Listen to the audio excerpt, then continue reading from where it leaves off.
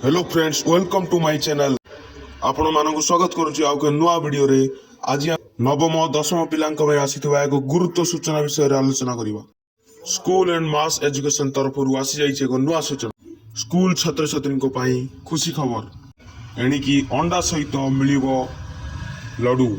नवम और दशम श्रेणी पिलांकु मिलिबो खाद्य। ए नै बड़ घोषणा करचंती राज्य सरकार, जहाँकि सूचना अच्छी यह 2025-26 शिक्षा वर्ष कार्यकारी हेबो। एही पिला मानंकु मध्याह्न भोजन सहित 3 दिन लडू और 3 दिन अंडा मिलिबो। एथिरे मुख्य उद्देश्य होची छात्र छात्री मानंक न्यूट्रिशन एवं अटेंडेंस और जॉइनिंग को बढ़ाइबा को लक्ष्य रखा जाइछि। मध्याह्न भोजन सहित 3 दिन पोषण युक्त लडू एवं अन्य 3 दिन अंडा दियो जीवो बोली घोषणा करा जाइछि। एमिति इनफॉर्मेटिव वीडियो पाइबा पई हमर ई चैनल को करि दियंतु सब्सक्राइब एवं लाइक बटन टी को दबाई दियंतु।